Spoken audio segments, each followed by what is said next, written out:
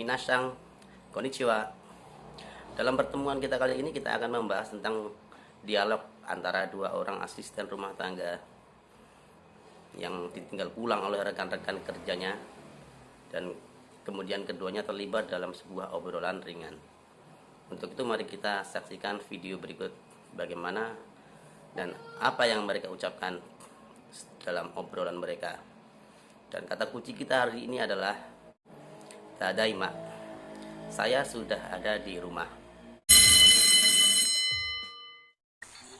Tadaima. おかえりなさい。あれ、前田さんは帰りましたよ。そうですか。木村さんも帰りましたよ。そうですか。じゃあ私も帰ります。失礼します。はい、お疲れ様でした。 Kalimat ini secara umum diucapkan oleh orang Jepang ketika mereka baru tiba di rumah setelah melakukan perjalanan, entah itu dari bekerja, sekolah, belanja, dan lain-lain sebagainya. Kemudian dijawab dengan kalimat Okaeri nasai. Tadaima dan Okaeri nasai adalah satu paket kalimat salam. Okaeri nasai berarti selamat datang kembali di rumah. Penghuni rumah yang baru datang dari kerja atau sekolah ketika mengucapkan tadaima, jawabannya pasti Okaeri nasai. Kemudian dalam dialog tadi orang pertama menjawab Are Maeda-san wa.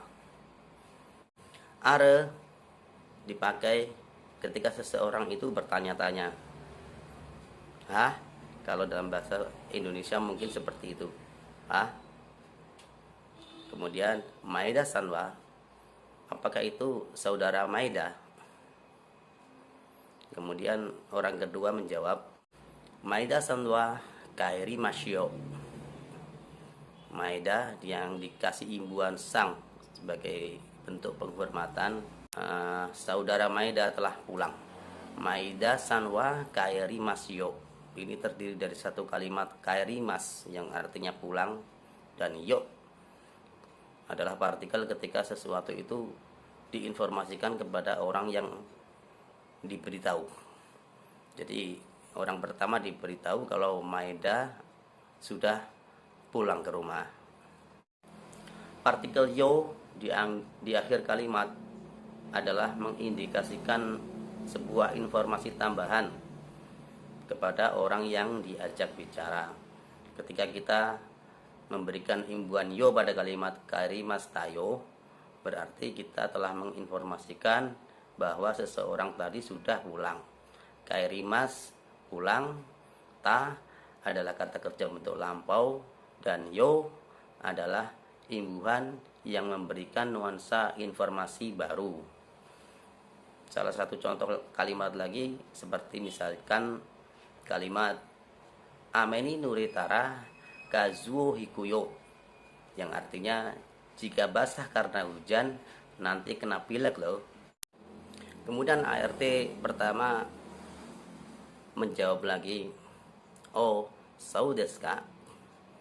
Betulkah demikian? Sau desu ka kerap diucapkan ketika orang mengalami hampir tidak percaya dengan informasi yang dia dengar atau yang dia terima.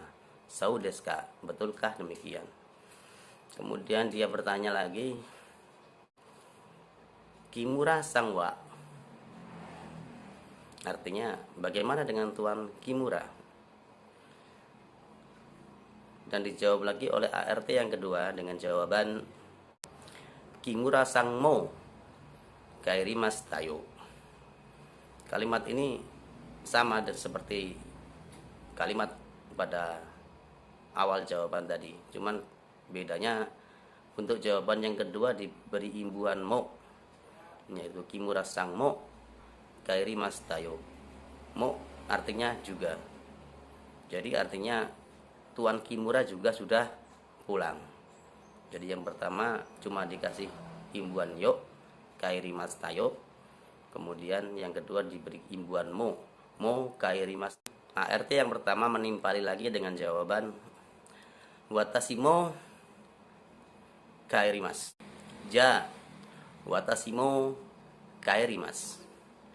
Ja adalah bentuk informal dari kalimat dewa atau sore dewa yang artinya kalau begitu. Ja, watashi wa kaerimasu. Watasimo kaerimasu. Kalau begitu saya juga akan pulang. Kemudian diakhiri dengan kalimat sit sureisimasu yang artinya permisi. Ini adalah kata-kata yang diucapkan ketika orang akan meninggalkan suatu tempat sebagai kalimat pamit. Pamit dalam artian akan kembali lagi pada waktu yang akan datang. Ini sama seperti kalimat mata aimasho atau sayonara. Beda ya, kalau sayonara tidak ada batasan di situ. Dia bisa kembali, dia juga bisa nggak kembali lagi.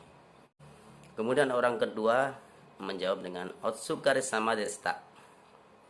Ini jawaban ketika seseorang atau majikan yang dipamiti oleh karyawannya, dia menyebut dengan kalimat tersebut yang artinya baiklah dan terima kasih atas kerja keras Anda, atau terima kasih karena selama ini Anda telah membantu saya.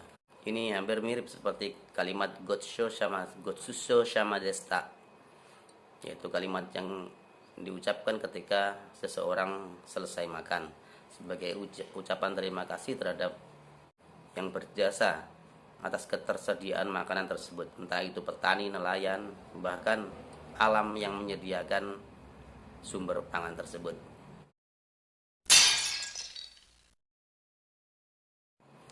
Orang Jepang itu sangat ideal dalam berbagai hal. Dalam hal ini meliputi cara makan, kesehatan, bahkan bentuk tubuh pun diidealkan di Jepang. Bahkan sejak tahun 2008 pemerintah memberlakukan undang-undang anti gemuk yang dalam bahasa Jepang disebut dengan metabolic law atau larangan gemuk bagi masyarakat seperti kita. Jadi orang gemuk seperti saya ini nggak bakal boleh hidup di Jepang. Ukuran lingkar pinggang bagi pria nggak boleh melebihi 80 cm dan untuk perempuan nggak boleh melebihi 85 cm. Dan jika ketahuan gemuk maka mereka akan didenda. Denda ini diberlakukan kepada perusahaan tempat orang gemuk tadi bekerja.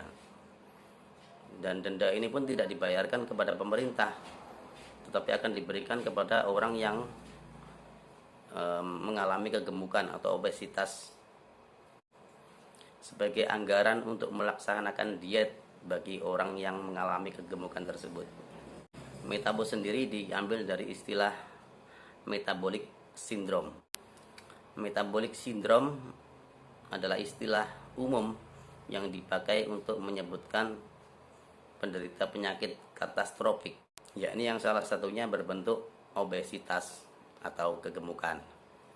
Jadi ada istilah orang Jepang dilarang gemuk di sana karena kegemukan sendiri memicu berbagai macam penyakit, termasuk diantaranya stroke, jantung koroner dan lain sebagainya. Sebenarnya ada faktor lain sih mengapa kita jarang sekali mendapati orang-orang Jepang gemuk. Beberapa faktor diantaranya adalah porsi makan mereka yang sangat minim. Mereka sedikit sekali dalam makan. Ketika kita menjumpai orang Jepang makan, mungkin kita akan bertanya-tanya, apakah kenyang ya dengan porsi sekecil itu? Tapi karena kebiasaan, mereka fine-fine saja. Mereka bisa beraktivitas dengan porsi makan sekecil itu. Biasanya mereka sarapan dengan sup miso. Sup miso itu sup yang terbuat dari kotsuobushi. Tahu nggak kotsuobushi? Kotsuobushi itu adalah ikan cakalang yang dikeringkan sampai kering benar, sampai mengeras hampir seperti kayu. Jadi kalau sudah mengeras seperti kayu, disisir tipis-tipis kemudian direbus. Tahu nggak ikan cakalang? Ini nih, saya tunjukkan gambarnya. Atau mereka sering makan omurice. Omurice itu telur dadar yang digoreng lebar-lebar tipis, kemudian digulung, dan tengahnya itu dikasih isinya adalah nasi goreng. Ini kependekan dari omelette and rice. Jadi omelette and fried rice.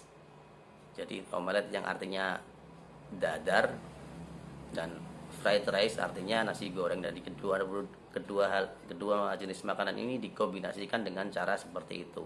Kemudian ditaburi saus pedas biasanya.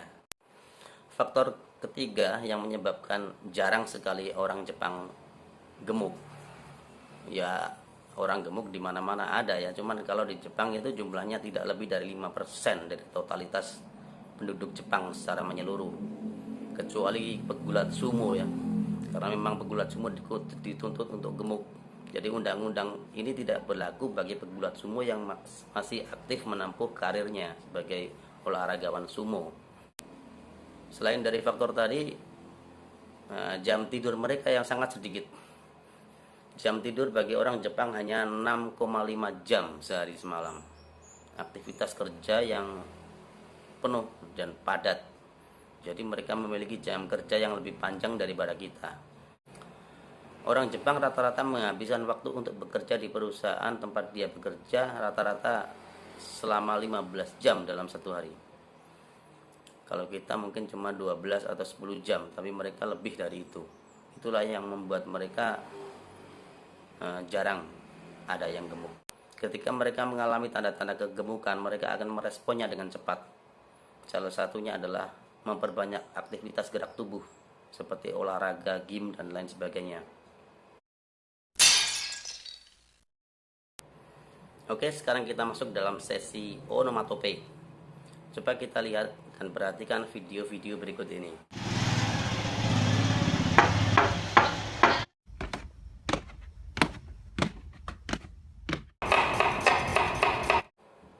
Semua suara-suara yang ditimbulkan dari aktivitas tadi dibahasakan dengan istilah yang sama, yakni ton-ton. Dan sekarang kita menghafal hiragana.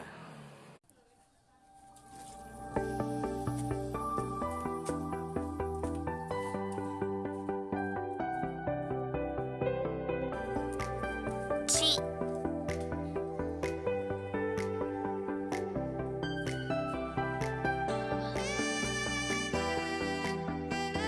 te,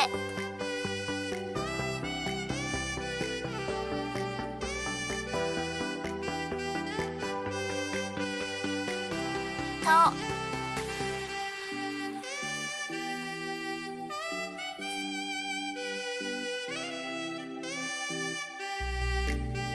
tsu,